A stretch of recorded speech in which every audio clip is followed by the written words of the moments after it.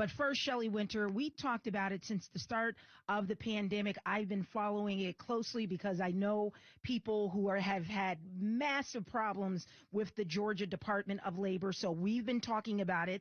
And so I actually follow their Facebook page. And if you go to the Georgia Department of Labor's Facebook page and you read thousands, I kid you not, thousands of comments, it looks like nobody in Georgia is getting any type of help, Shelley. So what ended up happening? The Fed stepped in?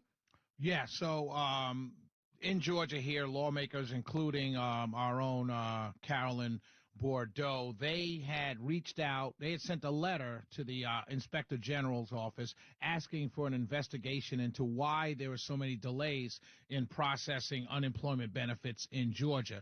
The IG now, they asked the IG they sent the letter, but they sent it for a lot of states. But Georgia, obviously, the Georgia delegation was more interested in Georgia. And so we sat down and talked to her for a couple of minutes, and here's what she said. So I'm on the phone with Congresswoman Carolyn Bourdeaux from up in District 7 here in Georgia, and we wanted to talk about you guys. I was told that you guys had a bipartisan study group, or you investigated. I'm not sure the right term.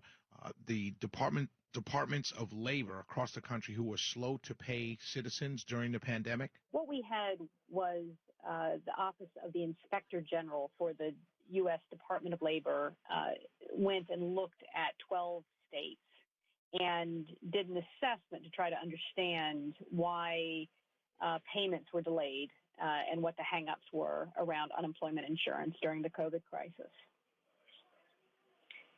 And we particularly looked at one of those states was Georgia. Right. And we had a letter requesting that Georgia be a part of that study, and it was. And it was part of the study. So what did we learn for Georgia? Well, the challenge was, so for many people, just to give people some context here, was that lots of people who lost their jobs through no fault of their own then went and applied for unemployment insurance. And we just have many, many cases where people not only didn't get it, but often didn't even get a call back from the Georgia Department of Labor. So when the Inspector General went to go look into this, actually what the problem was that the Georgia Department of Labor couldn't even produce the basic data on how many claims they had and what the time was in processing those claims for them to actually be able to conduct an investigation. So they couldn't investigate because there wasn't even the baseline data available from the state of Georgia. So it's a very frustrating situation. So the short answer is we couldn't find out what was going on, good or bad, because we had no basic information to see good or bad. Exactly. Wow. And yet we have hundreds of cases, just our office alone, of people who applied for the benefits, then all of a sudden they mysteriously stopped. They tried to reapply. They tried to find out what was going on and couldn't even get a call back from the department. And I want to be clear to my listeners, this isn't, these are being looked at. This was way before where we are now with payments being cut off. This is way back during the height of what was going on with people being out of work. In other words, what I'm saying is this was during the time when people really, really needed their money. Exactly. Yes. This is investigating what happened last year. Of course, these problems, there's still 80,000 cases that are in backlog with the Georgia Department of Labor. 80,000 people. Wow. So what happens next? Where does this investigation or where does this audit go next? You don't have the information. Is there a way you can get the information? Is there a way you could force the information? Like, what happens now?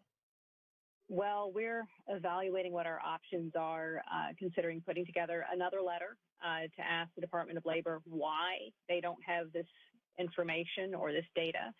The federal government gave the Georgia Department of Labor $67 million to improve these systems. And so another line of inquiry may be, what happened to that money? Where did it go? And why didn't we see any improvements from that? We're on the phone with Congresswoman Carolyn Bourdeaux of the 7th Congressional District here in Georgia, talking about the Department of Labor here in Georgia. When you say gave them $67 million, that wasn't monies to go out to the general public in the form of aid. That was to make the system or the way in which to get the monies out more efficient. Is that right? Correct. Exactly. Yes, it was to help them process the claims. And of course, they did point out early on that they had a huge influx of claims, and we understand that was a lot for them to handle. But it's been a year now, and they've gotten a lot of money to deal with that. What's going on? Why are we still not seeing some significant improvements in what's happening?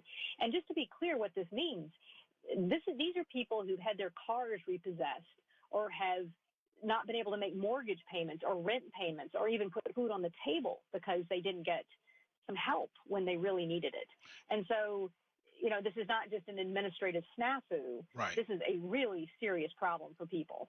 So what happens, and I kind of asked this, and I kind of want to redirect to that again. What happens next? Let's say we get the information. Let's say we find out what went on. Will people be able to recoup money, or if the situation's over and people are back to work? Like, what happens next for those people, particularly for those 80,000 you mentioned? So they will. They are owed these benefits. And the federal government appropriated money for that, to cover that.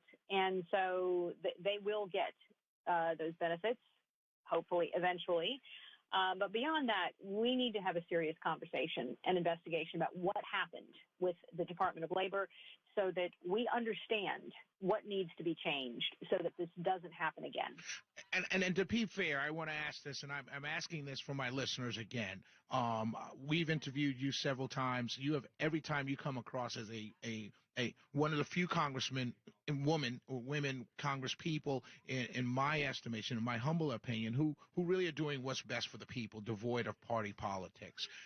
Can you say to our listeners that this was not a partisan effort? This was just a effort to find out what went on, why people were slow or not getting their aid? Yes, it was a very fact-based request, and I can say on a bipartisan basis, we know that congressional offices on a bipartisan basis are frustrated and are being inundated or have been inundated with these claims and these problems. And so that has been very frustrating. And I think really what we want to get at is, were the resources enough?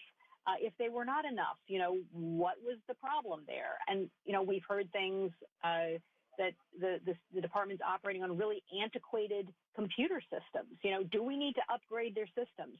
I think we really want to get to the heart of what is happening here. What are the resources needed? What is the changes in structures needed to make this system work for people? Awesome. Thank you for your time, Congresswoman. We appreciate you. As we always say, thank you so very much. And thank you for bringing us up to date on what's going on from Congress that pertains to the state of Georgia and our citizens here in Georgia. Thank you so much, and God bless you. Representative Thank you, Brett.